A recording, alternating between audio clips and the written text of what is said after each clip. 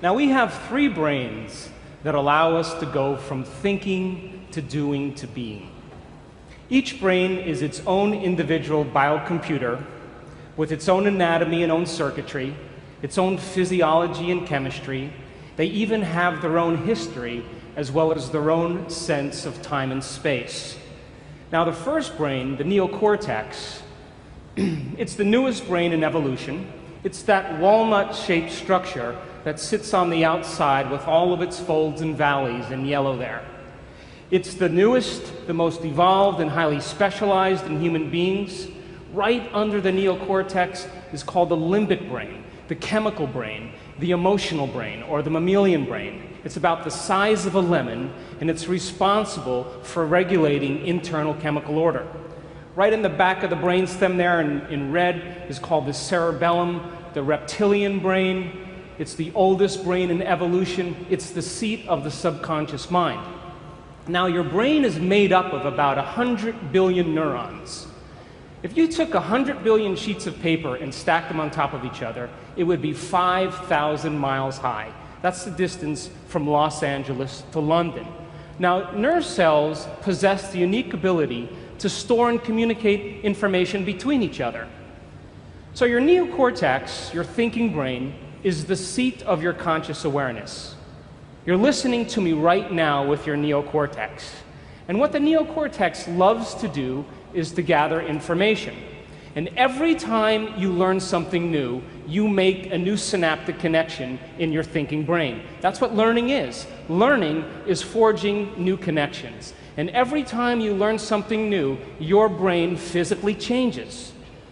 So you read a book on how to ride a bicycle, you read a book on how to build a doghouse, you read a book on how to dance the salsa, how to cook French cuisine, how to become successful, how to be a better parent. And your brain literally upscales its hardware to reflect a new level of mind. The principle in neuroscience says this: nerve cells that fire together wire together. And as you begin to learn new information, you biologically wire that information into your cerebral architecture. So if learning is making new synaptic connections, then remembering is maintaining and sustaining those connections. And just like any relationship, the more you communicate, the more bonded you become. And neurons are exactly the same way. Now, once these neurons begin to fire and wire together, they actually form networks, what neuroscientists call neural networks. Now, neural networks are just gangs of neurons that have fired and wired together to form a community of neurosynaptic connections. It could be related to an idea, a concept, a memory, experience, a skill or behavior and action. But these networks actually have an electrochemical component. And if you want to see mind in action, watch this. That's a thought right there. Again. So you generate more electrical impulses in your brain in one day than all the cell phones on the planet put together. Now, the neuroscientific definition of mind is the brain in action. Mind is the brain at work. Mind is what the brain does. And because we have 100 billion neurons seamlessly pieced together, we can make the brain fire in different sequences, different patterns, and different combinations.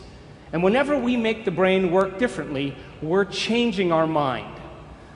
So once you've understood something intellectually, theoretically, once you've understood something philosophically, if you take what you intellectually learned in your thinking brain and you apply it, you personalize it, you demonstrate it, it means you're going to have to modify your behavior in some way.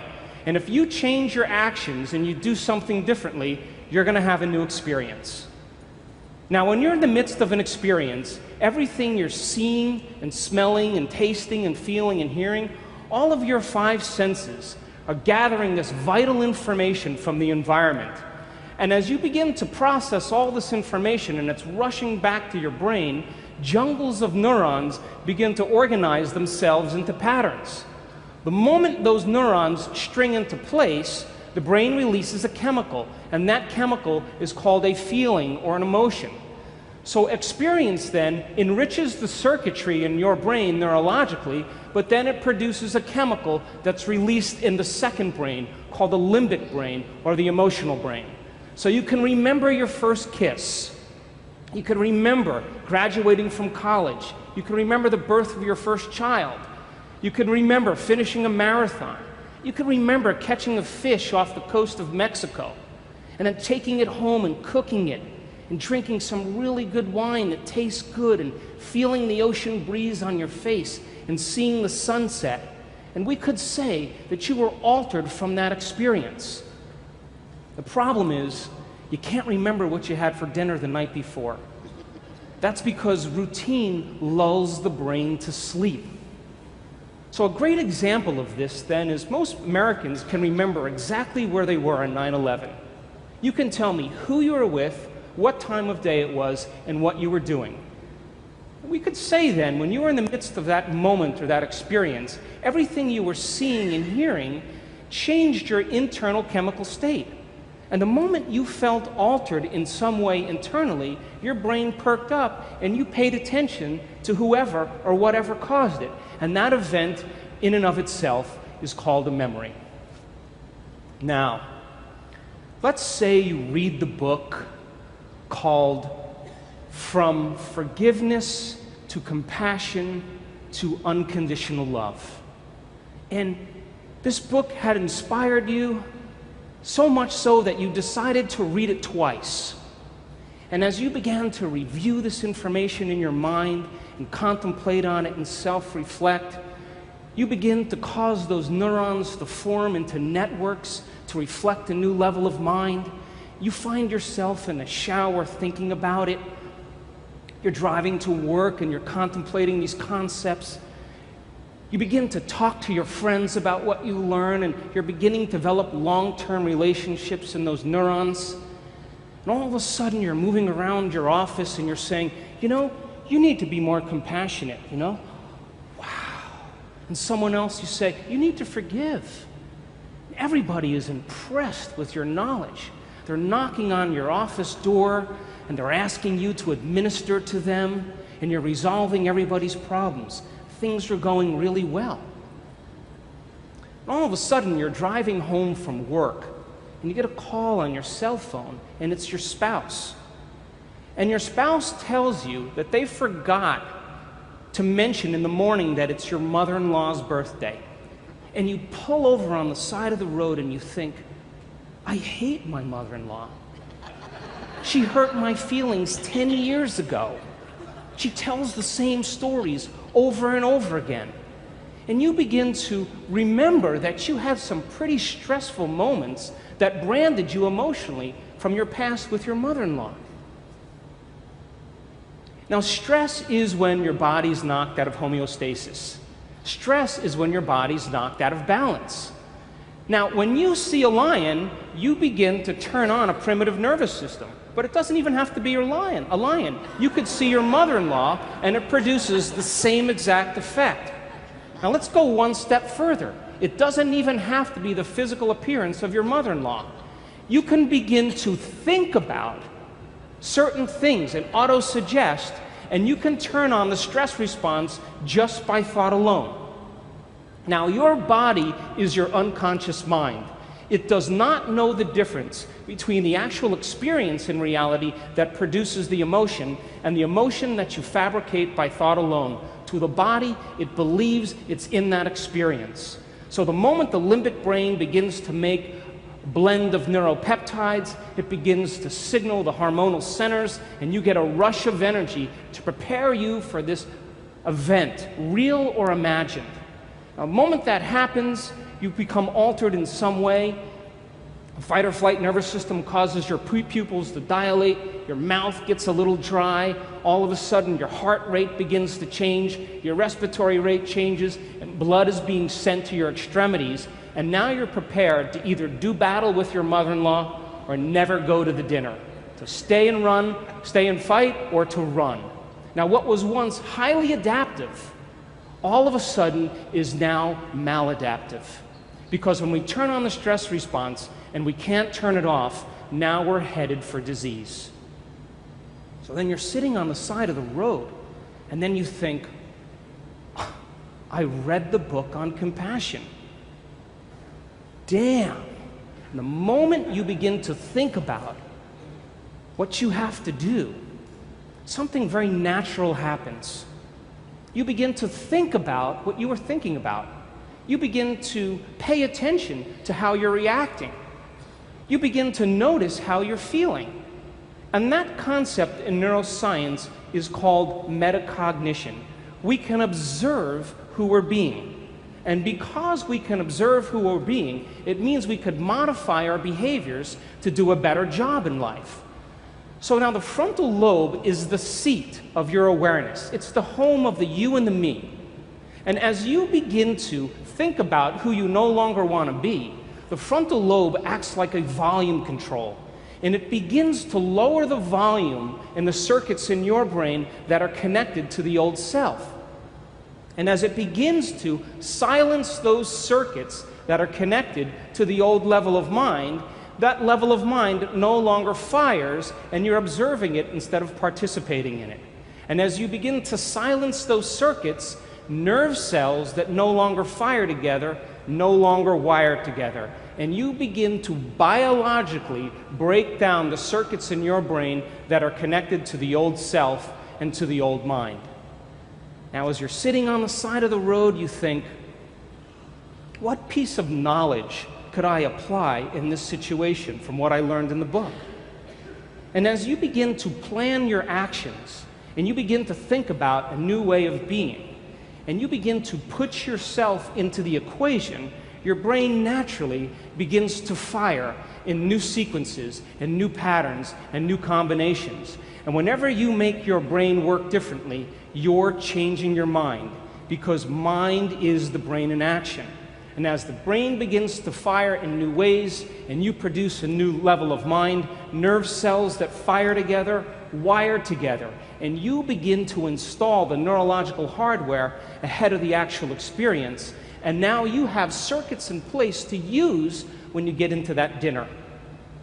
So now, as you ask yourself, what is compassion? And you begin to remember all these different things that you learned in the book, the frontal lobe, like a great symphony leader, begins to synchronize these circuits. And when it begins to produce a certain level of coherence, a certain level of mind, your brain naturally creates a hologram or an image. And that image then becomes the internal representation of what you are going to use when you walk into that dinner. We would call that intention. Now, there's a very, very unique shuffle that kind of goes on microscopically between different circuits in your brain. You're trying to fire this new thought called compassion. But remember, you fired and wired all these other circuits based on the last 10 years. So as you're beginning to fire this new thought, all these other thoughts are saying, you hate your mother-in-law, you don't want to go to that dinner, why don't you start tomorrow? This isn't a good time to do this. But if you persist with a certain amount of amplitude, and you put your attention behind that thought, sooner or later, that thought will be the strongest and loudest voice in your head. Now, the moment that becomes the loudest voice in your head, the brain has to seal that circuit more permanently.